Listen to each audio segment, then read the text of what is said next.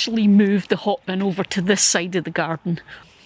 So today we're going to look at the hot bin Mark II and we're going to compare it to the old bin, and then we're going to get it started and I'll show you all the stuff I put in and how I do that. Hot bin then. You guys know that I've been on this massive hot bin adventure, I think for about 4 years now, from the very beginning of learning to use it and all the trials and tribulations and triumphs through the years of using it, and I've brought you guys along on that journey. But we've got a new bit of an adventure today because, as you can see, I've got the hot bin Mark II. So I have to say thank you so much to Hotbin Composting, who have sent me this hot bin free of charge on the agreement that I continue to make honest review videos showing the pluses and the minuses. You can't say fairer than that. Firstly then, hot bin Mark II, what are the differences? Because this is the bin I bought way back, it's the original model, and one of the things you guys have heard me talk about over the years, because they actually updated it quite soon after I had bought this one, and it is the fact that there is no way to capture the leachate on this bin. Now, leachate is a liquid that comes out of compost and it can be used as a kind of a plant food, a fertiliser, okay? Now, there are a few countries in the world that worry about using leachate. That's another video, we're not going to talk about that at the minute, but this one doesn't have any way to capture the leachate. So there is a little vent on the front, and that's the air vent, and you'll find that the leachate actually comes out of that vent. So some people try and jimmy rig a system where they put a tray under it, that kind of thing, but I've just found that it just, if it does come out and go into that, it ends up with all sorts of stuff in it from the garden, or it evaporates, and it's just not very practical. So the new bin, they've actually updated this. The new bin has got this. Now, there you go. I have mentioned it as a tap a few times. It's not actually a tap. All it is a little valve on the bottom that's got a lid, and any liquid that's in the bin that can drain out. And you can see here there's water in the bin because we haven't actually set it up yet, and it's rained and the bin's got wet, and you can see that's the water's just come out there. So it's quite cool that you can already see that that works. So I'll put the cap back on. But the reason they've put that in is because you can now use that to collect the leachate if you want to save it and use it as plant food. Now, the other thing, talking about this, you're going to notice, is the height difference. Okay, now this bin is a slight bit taller because it's got a thicker lid, but we'll go into why in a second. But it looks much taller than it is because it's on this plinth. Okay, so this one is just sitting directly on the ground. This one is in this plinth that gives it a few inches of height. The reason for that is so that you can get maybe a little bottle or whatever underneath that little water outlet, and you can collect things that way. Okay, now the plinth actually comes separate. You have to buy that separate if you want it, because it's not necessary, it's just a nice little addition. And the other thing they changed that I am so chuffed about, and this probably doesn't mean anything to anyone else, but when I bought this bin, it came with these bright lurid green straps for holding the bottom door on, and they were horrendous and they just stood out in the garden. So I replaced them for black straight away. I'm pleased to see the new bins all come with black straps. I feel like they listened to me when I complained. So that's what's different down on this end. Up top, I mentioned how this lid is thicker because they're essentially the same. So you've got your lids, it's got a thermometer built in, it's got your little vent for letting the air in and out. Important, you need to keep ventilation going. This also has a filter built into it. It's a bag of charcoal built in. It's the same in both, but what this bin has that's different is a built-in squeak. This bin actually has this nice lip system that means when it's closed, try that again, when it's closed, it actually closes up nice and secure. This bin didn't have quite so deep a lip, so you can see it's not quite the same. The stuff that comes with it. I had to go and get this stuff I'd left on the other side of the garden.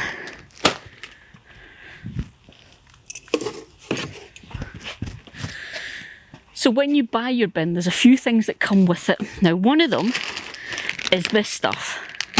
I'll show you that in a sec. It's called bulking agent. It is basically very, very small wood chips that you use in the bin to just help create little pockets for airflow. As the material composts down, it kind of drops and it compresses, so you want to help keep some airflow going in there, and that's what you use for that. You also get this little hot water bottle. Now, I will be honest, I have never used this, but the idea is that when you're first getting your bin going, or during winter, if it's struggling, you can fill this with hot water and put it in the bin to help heat things up and get it going. I've never used it, to be honest. I just use it as a handy little container, but a lot of people do. Now, the other thing, this is a big change as well. As I mentioned, the lids have a thermometer in them already that give you the ambient temperature in the bin. If you want something that's a bit more exact, then you get a thermometer that you can actually stick into the compost and measure the temperature of the actual compost. Now, this is the original thermometer that they sent, and you can see that it's got quite a long prong on it, goes quite deep. They've switched it out for these much shorter ones.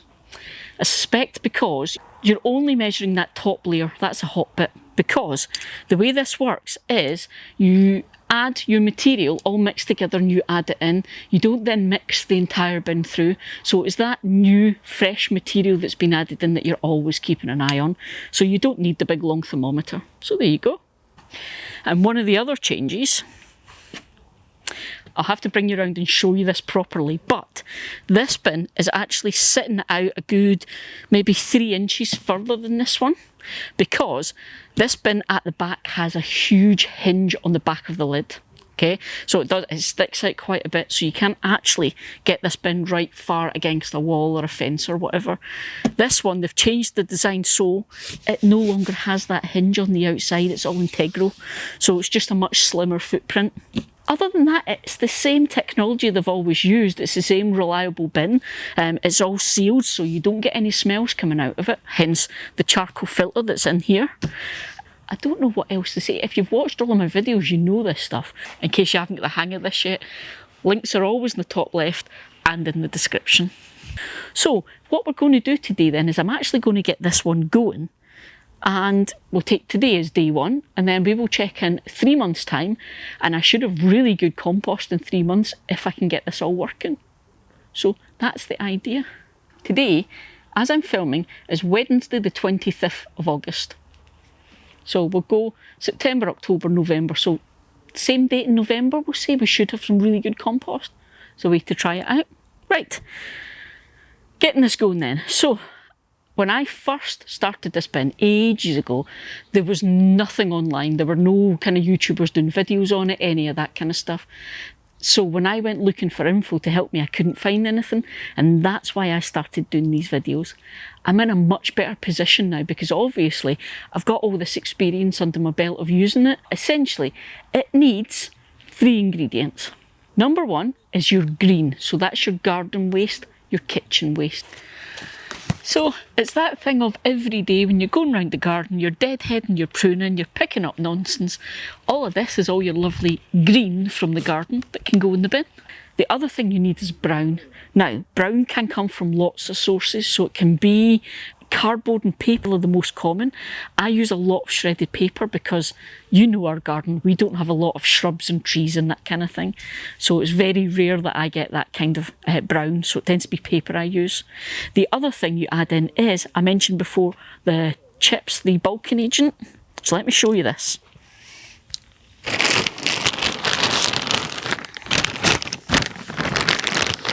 So it's essentially wood chip or bark chips, but again, I've discovered they're a lot smaller these days. The first lot I got when I got the bin, they were quite big, but they're much, much smaller these days, so they'll break down faster. So yeah, so that's it. Now, proportions. Proportion-wise, go and have a look at the hotbin website with all the details. Okay, I'll put the link in the description, and that'll give you the official ratios that you're meant to use for this bin. Okay, one of the things I've discovered though is those ratios are a fantastic starting point to get you to understand how it works, but I found it depends on the type of materials you're adding.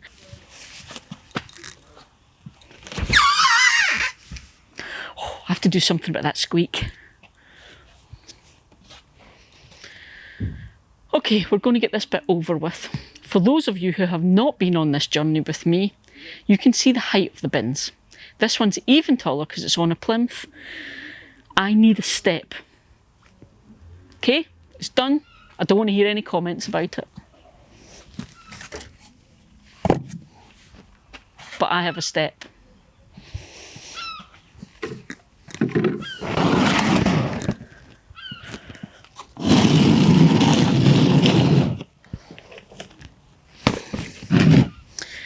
So I've got my materials here. So Kate cut the lawn. So I've got a big bucket of grass cuttings.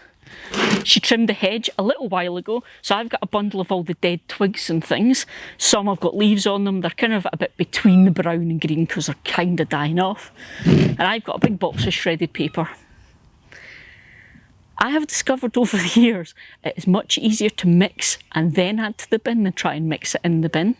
So we'll be doing that today. But the first thing you want to do, brand new bin, add a little layer of kind of twigs and things at the bottom because it just helps with that whole airflow kind of in the bin. The bottom of the bins have got a platform that's got holes in it to help with the drainage and help with the airflow. So we put a little layer of twigs and stuff on that to just stop that getting all clogged and blocked straight away. So I've got paper. Next thing, some of my green. And like I say, I just find it easier to give this a mix.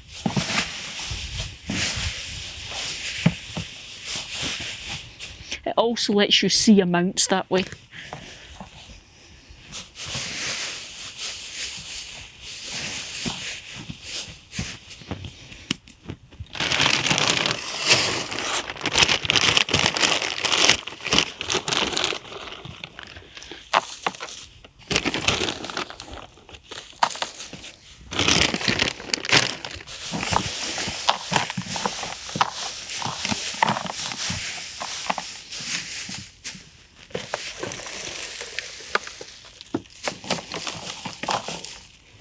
Now another thing, with any garden waste you've got, make sure you chop it up as small as you possibly can.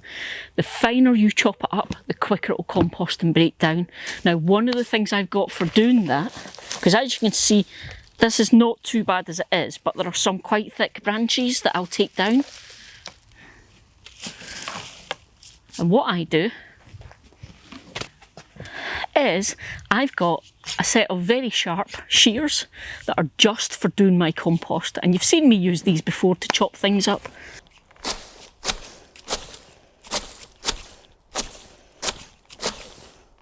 Now these are fantastic for things like general garden waste, kitchen waste, that type of thing. You may have to just get in there with your little hand secateurs for any bigger pieces, but it is definitely worth doing.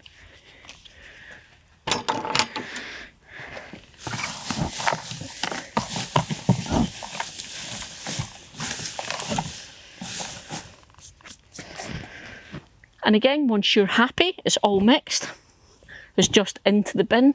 It's as simple as that.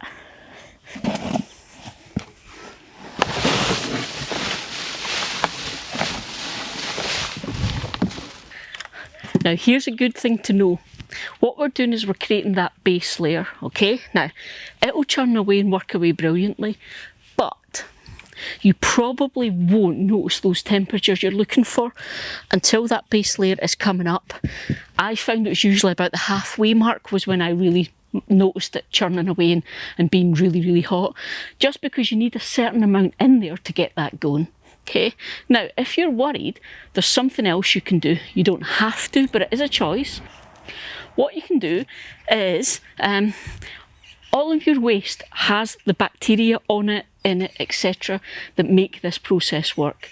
But if you're worried and you want to just give it a little kickstart and help that culture to spread and multiply, you can actually add a little handful of, if you've got other compost in the garden soil, etc., you can put a handful of that in and that will just help get it going, but it's not necessary in the slightest. I know because I did my entire bin without it last time. Okay, so that's one bucket full that's all mixed. I'm going to keep going and get this all in. Last thing I have to do then is obviously you want all the seals to be clear of debris so that you get that lid shut nice and tight.